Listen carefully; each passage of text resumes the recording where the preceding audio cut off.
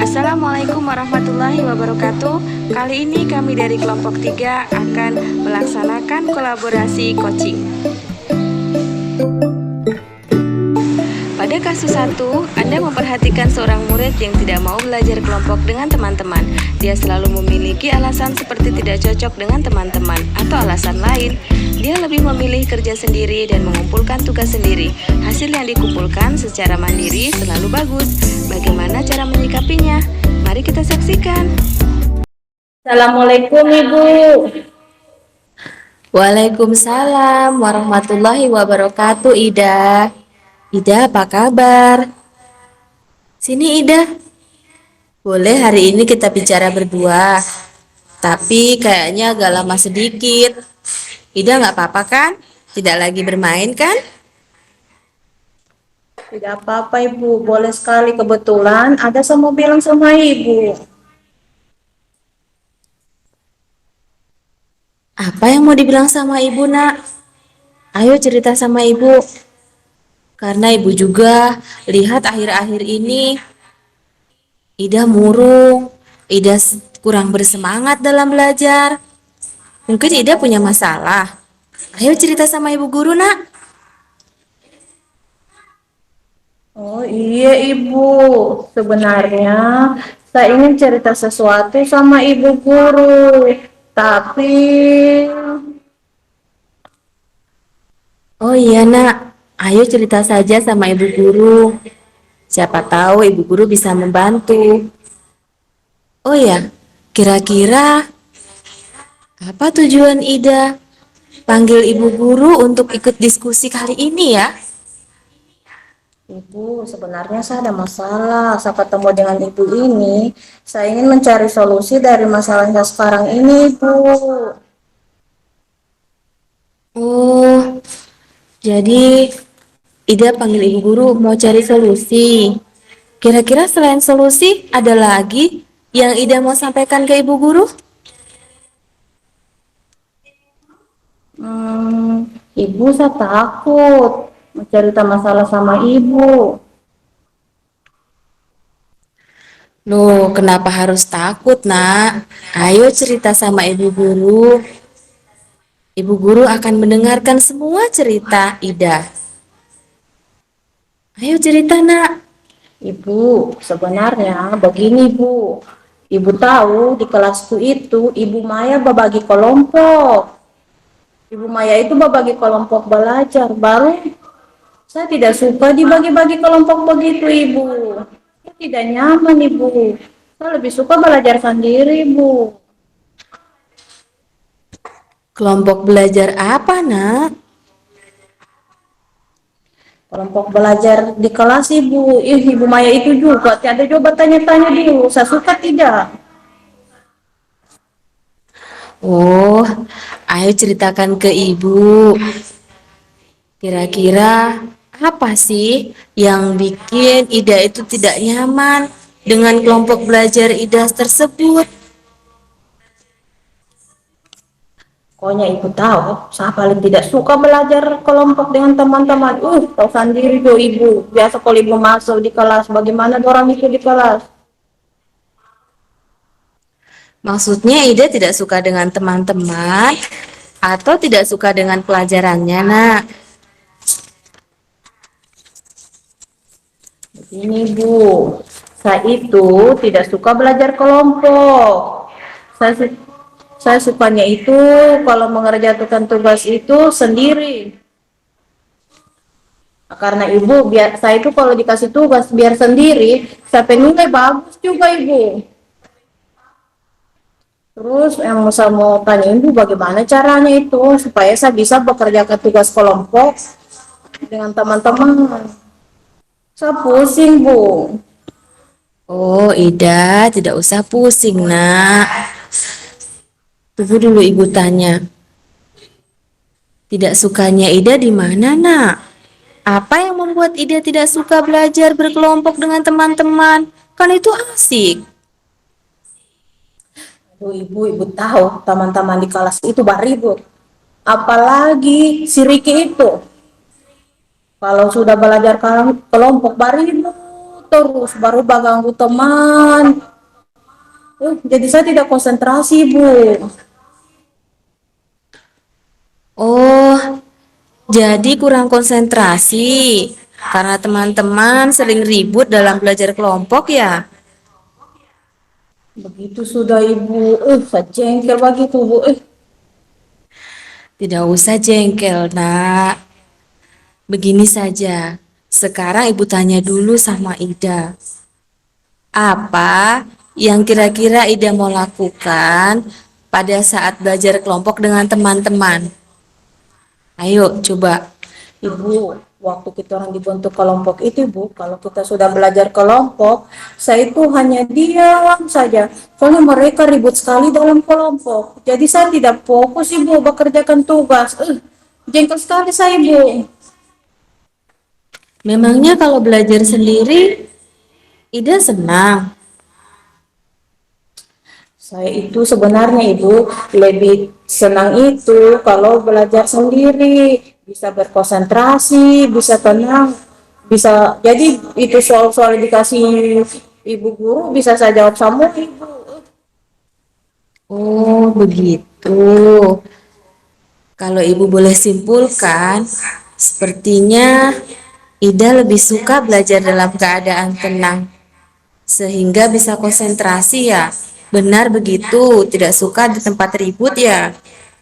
Ya Ibu, begitu sudah sampai mau. Tapi saya takut Bapak bilang sama Ibu Maya bahwa saya tidak suka yang beribut-ribut di kelas.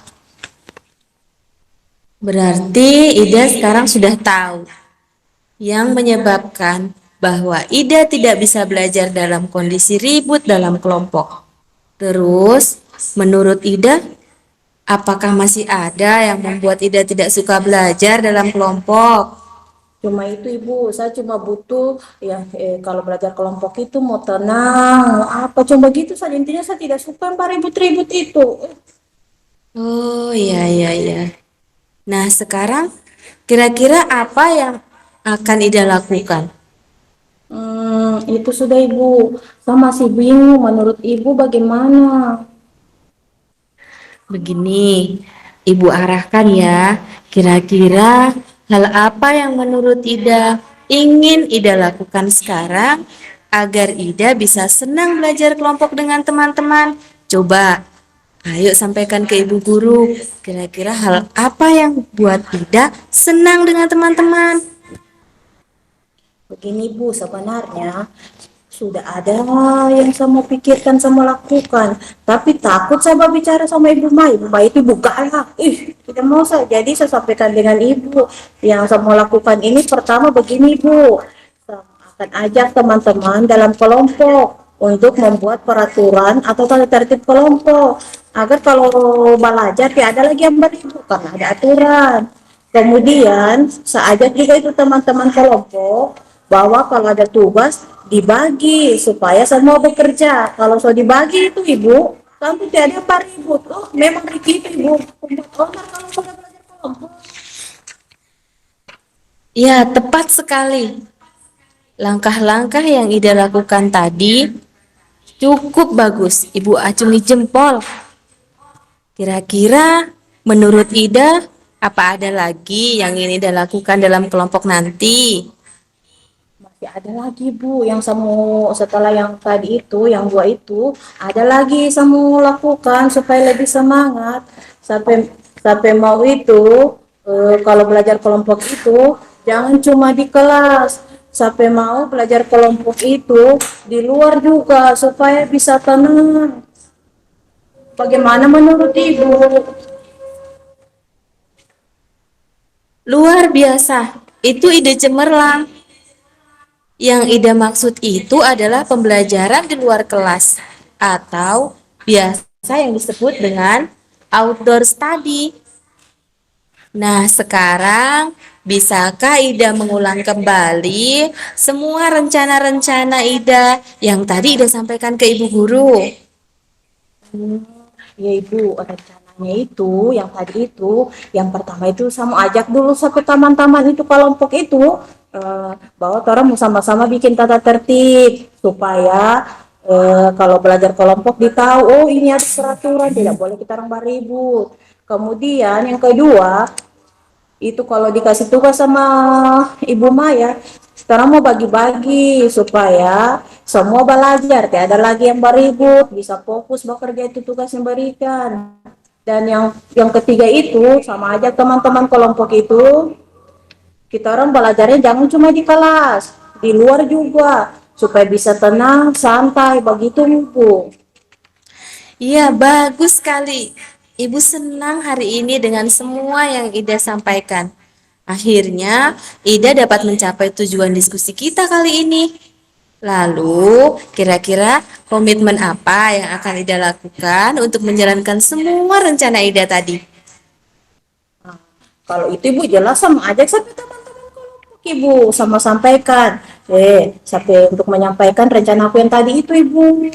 Yang baca teman belajar kelompok pakai aturan, bikin peraturan, kemudian membagi tugas, baru belajarnya jangan cuma di dalam, di luar. Itu sama sampaikan dengan teman-teman sampai rencana tadi Ibu. Iya, sekarang kira-kira Ida bisa menyampaikannya sendiri atau Ida butuh orang lain? Kalaupun Ida butuh orang lain, menurut Ida siapa ya yang bagus untuk membantu menjalankan komitmen Ida? Saya sudah pikirkan itu Ibu. Rencananya Ibu sama panggil itu Dina Ibu. Apa dia itu selain dia ketua kelas, dia itu pintar Ibu. Jadi dia bisa bekas ingat saya bahwa ada komitmen yang sudah saya buat itu. Begitu Ibu. Wah, idenya bagus sekali Ida. Ida memang anak yang pintar dan cerdas. Ibu yakin pasti semua yang Ida inginkan akan tercapai. Ya, semangat ya Ida, jangan murung lagi. Makasih Ibu. Ibu, saya pergi dulu Ibu ya. Assalamualaikum. Waalaikumsalam, hati-hati nak.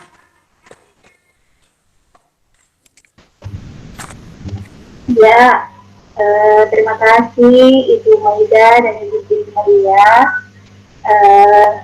Dalam proses praktek coaching yang telah berlangsung tadi, dapat saya simpulkan atau saya bisa memberikan komentar.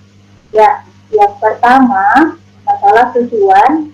Dalam hal ini, tujuan coach, coach telah menyampaikan tujuan dalam praktik coaching dengan baik dan benar. Ya, jadi sudah terlihat jelas tadi bagaimana